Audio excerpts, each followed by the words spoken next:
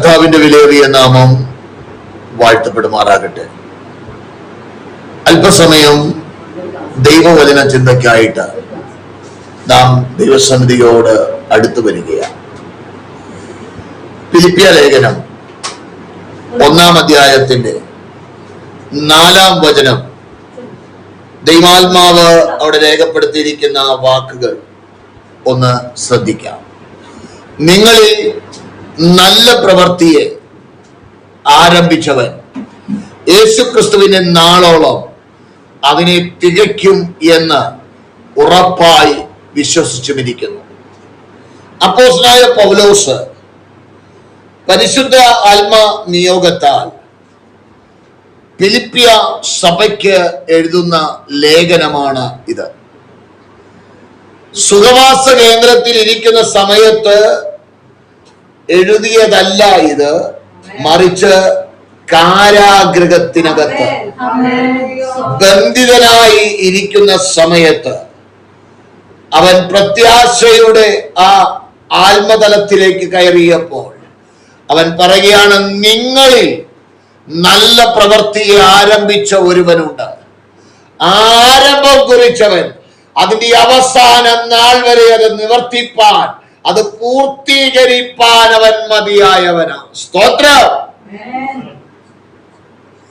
ഇവിടെ നമ്മൾ നിൽക്കുമ്പോൾ ഒരു കാര്യം നമ്മൾ ഓർക്കണം. ദൈവിക പദ്ധതിയുടെ പ്രാരംഭം വേദപുസ്തകത്തിൽ കാണുന്നത്, ആദിയിൽ ദൈവം ആകാശവും ഭൂമിയും സൃഷ്ടിച്ചു.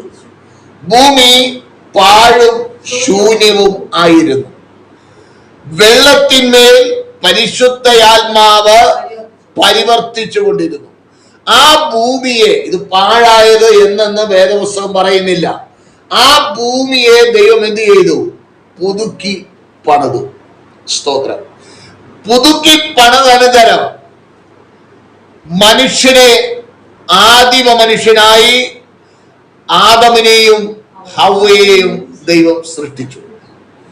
അവരെ സൃഷ്ടിക്കുന്നതിന് മുന്നമേ അവരെ പാർപ്പിക്കുവാൻ ഒരു മനോഹരമായ ഒരു തോട്ടം ദൈവം ഉണ്ടാക്കി. വചനം പറയുന്നത്, അവരെ കൂട്ടിക്കൊണ്ടുപോയി ആ തോട്ടത്തിനകത്താക്കി. സ്തോത്രം. ആറുന്ന സമയത്ത് ദൈവം അവരുടെ അടുക്കലേക്ക് ഇറങ്ങി വരും. നിങ്ങൾ ഭാവനയിൽ ഒന്ന് കാണണം. സ്തോത്രം. കർത്താവ് അവരുടെ അടുക്കലേക്ക് അടുത്തു വരുമ്പോൾ ആദമാണോ ഹവ്വയാണോ വലകൈ പിടിക്കണമെന്ന് എനിക്കറിയില്ല, എന്നാൽ ഓടി വന്ന് ആ ദൈവ സാന്നിധ്യം അനുഭവിപ്പാൻ അവർ ഓടി വന്ന് ഇരു കരവും പിടിച്ചവർ കൂടെ നടക്കുമായിരുന്നിരിക്കാം. സ്തോത്രം. അങ്ങനെ ഒരു സന്ദർഭം ഭാവനയിൽ ഒന്ന് കണ്ടേ. ആ സന്ദർഭം എത്ര നാൾ മുൻപോട്ട് പോയെന്ന് വചനം പറയുന്നില്ല, പക്ഷെ അധികം നാൾ അത് മുൻപോട്ട് പോകുവാൻ ശത്രുവായ പൈശാചികൻ അനുവദിച്ചില്ല. ദൈവം ആദമിനോട് പറഞ്ഞു, നീ തോട്ടം എന്ത് ചെയ്യണം? കാക്കണം. ഈ തോട്ടത്തിന്റെ നടുവിൽ നന്മയെയും തിന്മയെയും തിരിച്ചറിയുന്ന ഒരു വൃക്ഷഫലമുണ്ട്. സ്തോത്രം. ജീവന്റെ വൃക്ഷഫലവും ഉണ്ട്. അങ്ങനെ രണ്ട് പ്രത്യേകമായ ഫലത്തെ കുറിച്ച് വിശുദ്ധ വേദപുസ്തകം എടുത്തു പറയുകയാണ്. എന്നിട്ട് പറഞ്ഞു, നന്മ തിന്മകളെ തിരിച്ചറിയുന്ന വൃക്ഷത്തിന്റെ ഫലം എന്ത് ചെയ്യരുത്? തിന്നരുത്. സ്തോത്രം. അപ്പൊ എന്തിനു വേണ്ടിയാ തിന്നാൻ പറ്റാത്ത ഒരു വൃക്ഷം കർത്താവ് ഉണ്ടാക്കിയത്? അതങ്ങ് ഉണ്ടാക്കാതെ ഇരുന്നാ പോരായിരുന്നു. സ്തോത്രം. അത് വളരെ കൃത്യതയോടുകൂടെ ദൈവം എന്ത് ചെയ്തു? വളരെ കൃത്യതയോടുകൂടി പറഞ്ഞു കൊടുത്തു. എന്നാൽ ശത്രുവായ പൈശാചികൻ ആ പദ്ധതിയെ തട്ടിത്തെറിപ്പിക്കുവാൻ ആരുടെ അടുക്കൽ വന്നു? ആദമിന്റെ അടുക്കലല്ല, ഹവ്വയുടെ അടുക്കൽ വന്നു. ആ സംഭാഷണം നിങ്ങളൊന്ന് ശ്രദ്ധിച്ചാൽ വളരെ മാധുര്യത്തോടുകൂടെ, വളരെ സ്നേഹത്തോടുകൂടെ നമ്മളെ വീഴിക്കാൻ ആരെല്ലാം നമ്മുടെ അടുക്കൽ വരുന്നുവോ അവരെല്ലാം താഴെ പാത്രം വെച്ചു കൊടുക്കണം, തേന് ഇറ്റി വീഴുന്നത് പിടിക്കാൻ വേണ്ടി. എന്നതുപോലെയാണ്. വാസ്തവമായിട്ട് അങ്ങനെ കൽപ്പിച്ചിട്ടുണ്ടോ? അപ്പം ചിലരോട് ചില വ്യക്തികളെ അറിയാൻ രണ്ട് കാര്യം സംസാരിച്ചാൽ മതി, പെട്ടെന്ന് എന്ത് ചെയ്യും, ഇല്ലാത്ത കാര്യം കൂടെ കൂട്ടി പറയുന്ന ഒരു സ്വഭാവം ചിലർക്കുണ്ട്. സ്തോത്രം. അത് മനസ്സിലാക്കി കഴിഞ്ഞാൽ ഈ വ്യക്തിയെ വലയിൽ അകപ്പെടുത്താൻ കഴിയുമെന്ന് ഈസി ആയിട്ട് എന്ത് ചെയ്യും, തിരിച്ചറിയും. ആ തിരുവചന ഭാഗം ഒന്ന് വായിച്ചേ. ഉണ്ടാക്കിയ എല്ലാ കാട്ടിയന്തുക്കളെക്കാളും പാമ്പ് കൗശലമേറിയതായിരുന്നു. അത് സ്ത്രീയോട്, തോട്ടത്തിന് യാതൊരു വൃക്ഷത്തിന്റെ ഫലവും നിങ്ങൾ തിന്നരുതെന്ന് ദൈവം വാസ്തവമായി കൽപ്പിച്ചിട്ടുണ്ടോ എന്ന് ചോദിച്ചു. വാസ്തവമായിട്ട് കൽപ്പിച്ചിട്ടുണ്ടോ?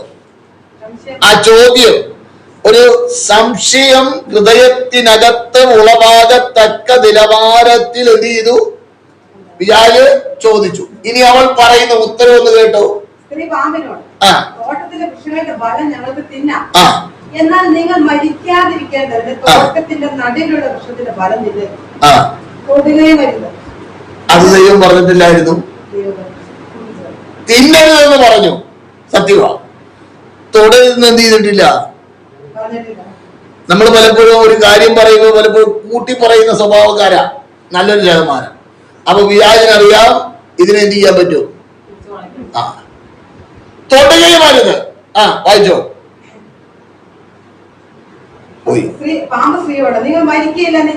നിങ്ങൾ മരിക്കയില്ല നിശ്ചയം.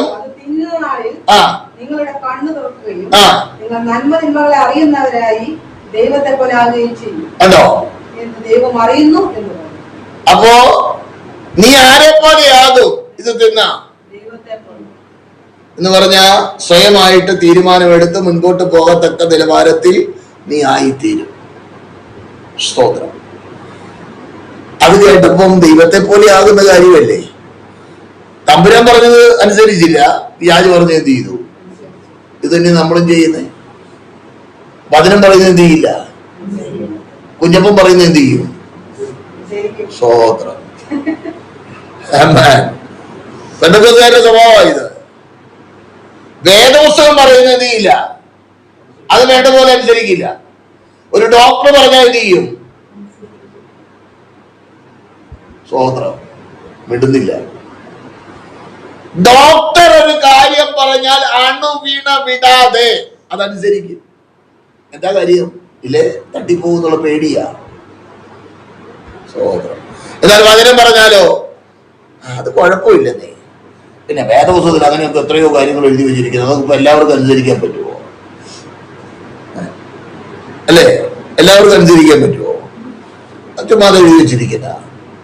സ്തോത്രം. തിന്നുന്ന നാളിൽ നീ മരിക്കും. പിയാജ് പറഞ്ഞ എന്താ, നീ മരിക്കയില്ല, നീ മരിക്കയില്ല നിശ്ചയം. ഉറപ്പായിട്ടാ പറയുന്നേ, നീ മരിക്കില്ലെന്ന്. എന്താ ഉണ്ടായത്? ആത്മീക മരണം സംഭവിച്ചു. അവർ ദൈവ തേജസ്സാകുന്ന വസ്ത്രം എടുത്തിട്ടാണ് അവർ നടന്നുകൊണ്ടിരുന്നത് ദൈവത്തോടു കൂടെ. ഈ വൃക്ഷഫലം തിന്നുകഴിഞ്ഞപ്പോൾ അവർക്ക് എന്ത് സംഭവിച്ചു?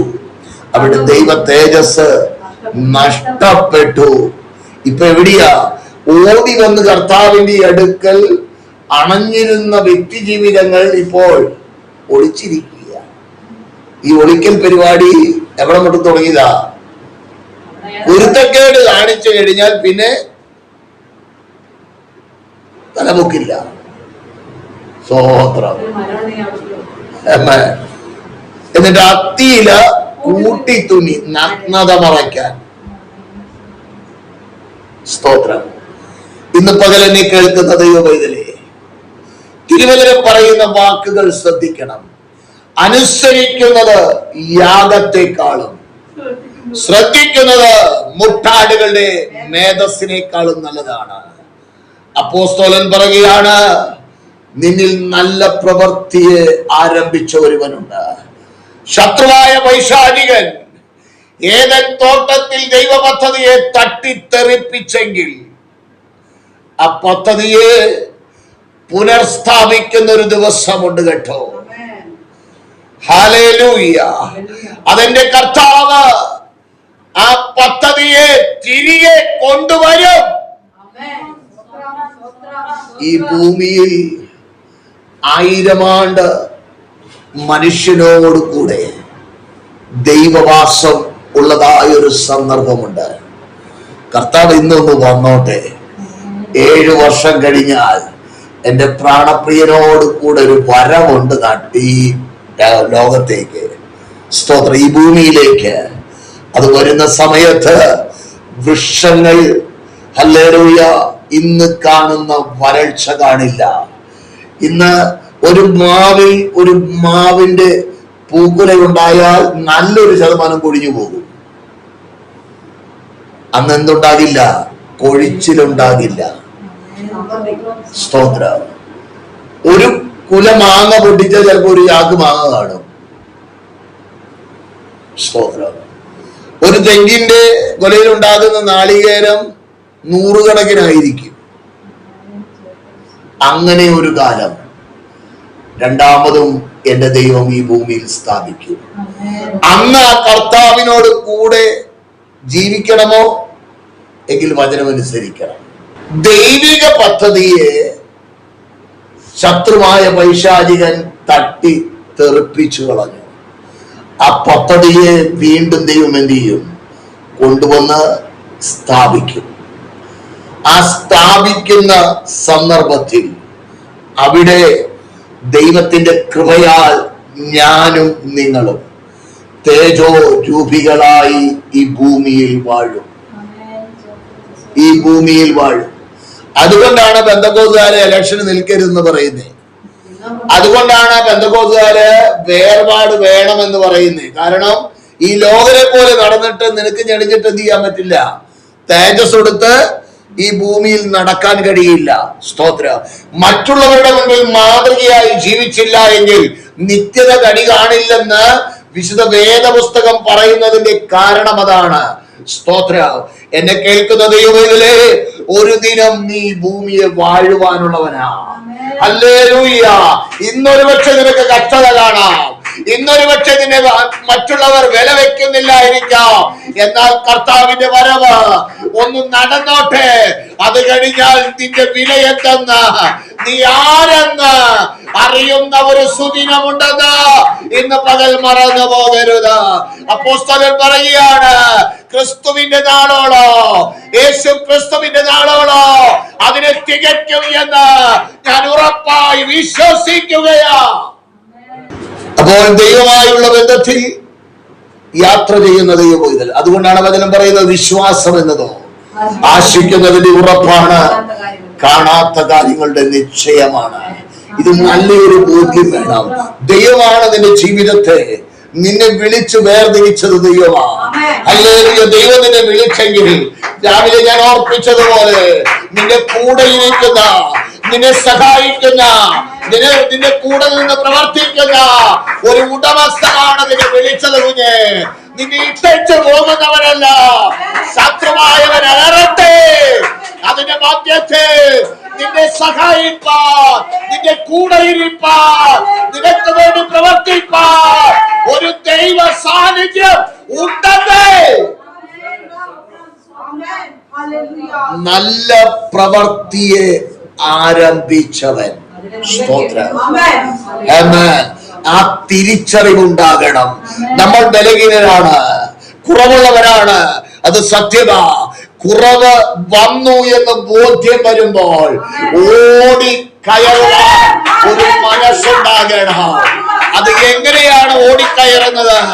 അതിന് വേദപുസ്തകം പറയുന്നത്, ഒരാട് വെള്ളത്തിൽ വീണാൽ അല്ലെങ്കിൽ ചേറിൽ വീണാൽ അത് ഉരച്ച് മരത്തിലോ അല്ലെങ്കിൽ മതിലിലോ നടക്കുന്നത് പോലെ കരഞ്ഞ് അത് ഉരച്ചു കളയുന്ന ഒരു സ്വഭാവത്തിനുടമയാണ് ആട്. ഹല്ലേലൂയ. ഒരാടിനെ പോലെ ഹല്ലേലൂയ നിലവിളിച്ച് ഓടിക്കയറുവാൻ ഒരു മനസ്സുണ്ടാകട്ടെ. പന്നിയെ പോലെ ചെളിയിൽ കിടന്ന് ഉരുളുവാനല്ല. സ്തോത്രം. അതിന് ചെളിയിട്ട് എന്ത് ചെയ്യും? അത് അതിനകത്ത് ഊളയിടും. ആട് കാടുചേറിൽ വീണാലോ എന്ന് പറഞ്ഞ് കരഞ്ഞ് ഓടിക്കയറും. സ്തോത്ര. അങ്ങനെ ഒരു അനുഭവത്തിനുടമയായി മാറണം.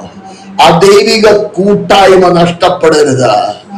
ദൈവത്തോടുള്ള വാസം, ഹല്ലേലൂയ, നിത്യതയുടെ യാഥാർത്ഥ്യം ദൈവം പ്ലാൻ ചെയ്തെങ്കിൽ, നിന്നെ വിളിച്ചത് ദൈവമാണെങ്കിൽ വചനം പറയുന്നു, കുഞ്ഞേ നീ എന്നെ തിരഞ്ഞെടുത്തതല്ല, ഞാനാണ് നിന്നെ തിരഞ്ഞെടുത്തത്. തിരഞ്ഞെടുത്തവന് നിന്നെ കുറിച്ചൊരു പദ്ധതിയുണ്ട്, നിന്നെ കുറിച്ചൊരു പ്ലാൻ ഉണ്ട്. അതിനനുസൃതമായി നീ ദൈവത്തോട് ചേർന്ന് നടക്കുക. ദൈവത്തിന്റെ പ്രവൃത്തിയുടെ കരം നിന്നിൽ വെളിപ്പെടും. അത് സത്യമാണ്. പഴയ നിയമ കാലഘട്ടത്തിൽ ദൈവാത്മാവ് വന്നും പോയിക്കൊണ്ടായിരുന്നിരുന്നത്. ഒരു ദൈവിക പദ്ധതിക്ക് വേണ്ടി ദൈവം പ്ലാൻ ചെയ്യുമ്പോൾ ദൈവാത്മാവ് ആ വ്യക്തിയുടെ മേൽ ദൈവം അയക്കും. ദൈവാത്മാവിന്റെ സാന്നിധ്യം ആ വ്യക്തിയിൽ ഉണ്ടാകുമ്പോൾ സാധാരണ മനുഷ്യനിൽ കവിഞ്ഞ ഒരു ദൈവിക പ്രവൃത്തി ആ വ്യക്തിയിലൂടെ ദൈവം ചെയ്തെടുക്കുകയാണ്. അത് പല ഇടങ്ങളിൽ ദൈവാത്മാവ് വളരെ കൃത്യതയോടുകൂടെ രേഖപ്പെടുത്തിയിട്ടുണ്ട്. ഒരു വാക്യം ഞാൻ പെട്ടെന്ന് വായിക്കാം. ന്യായാധിപന്മാരുടെ പുസ്തകം 14-ാം അധ്യായത്തിന്റെ 6-ാം വാക്യം. അപ്പോൾ യഹോവയുടെ ആത്മാവ് അവന്റെ മേൽ വന്നു, കയ്യിൽ ഒന്നും ഇല്ലാതിരിക്കെ ഒരു ആട്ടിൻകുട്ടിയെ പോലെ ഒരു സിംഹത്തെ കീറിക്കളഞ്ഞു. ഒരു ബാലസിംഹത്തെ എന്ത് ചെയ്തു? കീറിക്കളഞ്ഞു. ഹല്ലേലൂയ. എങ്ങനെ? ഒരു ആട്ടിൻകുട്ടിയെ പോലെ. എങ്ങനെ ഇത്രയും ശക്തി അവന്റെ ജീവിതത്തിൽ വന്നത്? ദൈവ സാന്നിധ്യമാണ്. എന്നാൽ പുതിയ നിയമസഭയുടെ പ്രത്യേകത എന്താ? പലരും പറയുന്നു, സത്യത്തിന്റെ ആത്മാവ് നിങ്ങളുടെ മേൽ വരുമ്പോൾ അവൻ നിങ്ങളെ എന്ത് ചെയ്യും? സകല സത്യത്തിലും വഴി നടത്തും. അപ്പോൾ പരിശുദ്ധ ആത്മാവ് ഒരു ദൈവ പൈതലിൽ ഉണ്ടെങ്കിൽ ആദ്യം നടക്കുന്ന സംഭവം എന്ന് പറയുന്നത് കള്ളം പറച്ചിൽ നിൽക്കും. അത് പിന്നെ എന്ത് ഉണ്ടാവില്ല? ഉണക്കമീൻ കയ്യിലുണ്ടാകില്ലെന്ന്, വടി വെച്ചെടുത്ത് കുട വയ്ക്കാത്ത പരിപാടി ഉണ്ടാകില്ല, മാറ്റമുണ്ടാകും. അങ്ങനെ ഒരു അനുഭവത്തിനുടമയായി മാറും. ഇന്ന് പകൽ എന്നെ കേൾക്കുന്ന ദൈവമൈതലേ, തിരുവചനം പറയുന്ന വാക്കുകൾ നിങ്ങൾ ശ്രദ്ധിക്കണം. ഇസ്രായേൽ ജനത്തിന്റെ അഭിമാനം എന്താണെന്ന് അറിയാമോ? ഞാനൊരു യഹൂദനാണ്, ഞാൻ ഇസ്രായേൽ ജാതിക്കാരനാണ്, ബെന്യാമിൻ ഗോത്രക്കാരനാണെന്നൊക്കെ പറഞ്ഞ് അഭിമാനം കൊണ്ട് നടക്കുന്ന ഒരു സ്വഭാവ രീതി ആർക്കുണ്ടായിരുന്നു? ഇസ്രായേൽ ജനത്തിനുണ്ടായിരുന്നു. എന്നാൽ വിശുദ്ധ വേദപുസ്തകം പറയുന്നത്, റോമാലേഖനം 2-ാം അധ്യായത്തിന്റെ 28-29 വാക്യങ്ങളിൽ പറയുന്നു, പുറമെ യഹൂദനായവൻ യഹൂദനല്ല, പുറമെ ജനത്താലുള്ള പരിച്ഛേദനയുമല്ല, അകമേ യഹൂദനായവനത്രേ യഹൂദൻ, അക്ഷരത്തിലല്ല ആത്മാവിലുള്ള ഹൃദയ പരിച്ഛേദനയത്രേ പരിച്ഛേദന. എന്താണ് ദൈവാത്മാവ് ഇത് അർത്ഥമാക്കുന്നത്? പഴയ നിയമത്തിൽ ഇസ്രായേൽ ജനം 8 വയസ്സ് പ്രായമാകുമ്പോൾ എന്ത് ചെയ്യണം? പരിച്ഛേദന ഏൽക്കണം. വ്യവസ്ഥയാ. സ്തോത്രം. 1, ഇസ്രായേൽ ഗോത്രത്തിൽ ജനിക്കണം. 2, പരിച്ഛേദന എന്ന അടയാളം വേണം. ഇതുണ്ടായി കഴിഞ്ഞാൽ അവർ അഭിമാനം കൊള്ളുന്നത്, ഞാൻ ആരാണ്? അബ്രഹാമിന്റെ സന്തതിയാണ്. സ്തോത്രം. ഇന്നും നമ്മൾ വേറെ കുറെ ആ വകുപ്പിൽപ്പെട്ടതല്ലേ? സ്നാനപ്പെട്ടു കഴിഞ്ഞാൽ ഞാൻ സ്നാനപ്പെട്ടു, ഞാൻ ആരാണ്? ദൈവമൈതലാണ് എന്നൊക്കെ അഭിമാനം കൊണ്ട് നടക്കുന്നത് നല്ലതാണ്. പക്ഷേ വചനം പറയുന്ന ചില യാഥാർത്ഥ്യമുണ്ട്. ആരാണ് ദൈവമൈതൽ? റോമാലേഖനം 8-ാം അധ്യായത്തിൽ അതിന്റെ മറുപടി ഉണ്ട്. 8-14 വായിച്ചു. അപ്പൊ ആരാണ് ദൈവമൈതൽ? ദൈവാത്മാവിന്റെ നടത്തിപ്പിനാണ് പെന്തക്കോസ്തുകാര് വിധേയപ്പെടുന്നത്? അതോ സ്വന്തം നടന്നേച്ച് സ്വന്തം വഴിയിലൂടെ പോയേച്ച് ഞാൻ ദൈവമൈതലാണെന്ന് പറയുകയാണോ? സ്വയമായിട്ട് ചിന്തിച്ചാൽ മതി. ഞാൻ ആരെയും വിധിക്കുന്നില്ല. നല്ലൊരു ശതമാനം ആളുകൾ ഇഷ്ടമുള്ള വഴിയിലൂടെ യാത്ര ചെയ്ത് ദൈവവൈതലാണെന്ന് പറഞ്ഞ് നടക്കുന്നുവെങ്കിൽ നിന്റെ യാത്ര അപകടത്തിലാണ് എന്ന് വിശുദ്ധ വേദപുസ്തകം വിളിച്ചു പറയുക. ആരാണ് ദൈവവൈതൽ? ആരാണ് യഹൂദൻ? ഹല്ലേലൂയ. പുറമേയുള്ള അടയാളമല്ല, ഹൃദയത്തിന് യഥാർത്ഥമായ പരിച്ഛേദന ഉണ്ടാകണം. ഹല്ലേലൂയ. ആരാണ് ദൈവവൈതൽ? ദൈവാത്മാവ് നടത്തുന്ന ഏവനും ദൈവത്തിന്റെ മക്കളാണ്. ഞാൻ എൻ്റെ വാക്കുകൾ ഇവിടെ നിർത്തുകയാ. എന്നെ കേൾക്കുന്ന ദൈവവൈതലേ, വളരെ കൃത്യതയോടുകൂടെ ദൈവിക ബന്ധത്തിനുടമകളായി യാത്ര ചെയ്യുവാൻ സ്വർഗം നമ്മെ സഹായിക്കട്ടെ. ഇന്ന് പകൽ പരിശുദ്ധയാത്മാവ് നമ്മോട് വ്യക്തമായി സംസാരിച്ചു. സ്തോത്രം. സ്വന്തം വിവേകത്തിൽ എന്ത് ചെയ്യരുത്? നീ ഊന്നരുത്. നിന്റെ വഴികൾ എന്ത് ചെയ്യണം? ദൈവത്തെ പരമേൽപ്പിക്കണം, ദൈവകരത്തിൽ കൊടുക്കണം, അവനിൽ തന്നെ ആശ്രയിക്കണം. അങ്ങനെ ചെയ്താൽ അവനത് നിവർത്തിച്ചു തരും. മാറ്റമില്ലാത്ത വചനമാണ്. ദൈവാത്മാവ് പറഞ്ഞെങ്കിൽ അത് നിവർത്തിപ്പാൻ അവൻ ശക്തനാണ്. ദൈവകരങ്ങളിലേക്ക് ഇന്ന് പകലിൽ നമ്മെ ഏൽപ്പിച്ചു കൊടുക്കാം. ദൈവപാദപീഠത്തിൽ പൂർണ്ണമായി നമ്മെ സമർപ്പിക്കാം. ഈ കേട്ടതായ ദൈവവചനത്തിന്റെ മുൻപിൽ, ദൈവശബ്ദത്തിന്റെ മുൻപിൽ വിധേയപ്പെടാം. ഹല്ലേലൂയ. ദൈവപ്രവൃത്തി നമ്മുടെ ജീവിതത്തിൽ, കുടുംബത്തിൽ, തലമുറയിൽ ആയിരിക്കുന്ന ഇടങ്ങളിൽ വെളിപ്പെടുവാൻ ഇടയാകട്ടെ. അതിനെതിരെ ആഞ്ഞടിക്കുന്ന ശത്രുവിന്റെ പദ്ധതികൾ തകരട്ടെ, അവന്റെ അവകാശങ്ങൾ തകരട്ടെ, അവന്റെ വാദഗതികൾ തകരട്ടെ. യേശു ക്രിസ്തുവിന്റെ അധികാരമുള്ള നാമത്തിൽ ഇന്ന് പകല് ജയം പ്രഖ്യാപിക്കുകയോ. പരിശുദ്ധ ദൈവമേ, അവിടുത്തെ കൃപയ്ക്കായിട്ട് സ്തോത്രം. അവിടുത്തെ കൃപ ഞങ്ങൾ അനുഭവിക്കട്ടെ, അവിടുത്തെ സാന്നിധ്യം ഞങ്ങൾ അനുഭവിക്കട്ടെ.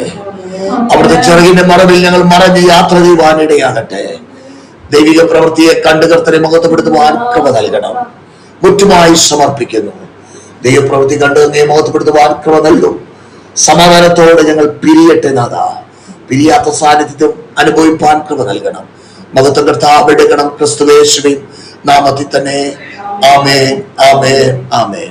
അനുഗ്രഹത്തോടെ ഇപ്പോൾ അയക്ക അടിയാനേ യഹോവായേ, മനസ്സാലെ ഉടയ മഹോന്നത പരനെ, വന്ദനം നിനക്കാമേ. മനസ്സാലെ ഉടയ മഹോന്നത പരനെ, വന്ദനം നിനക്കാമേ.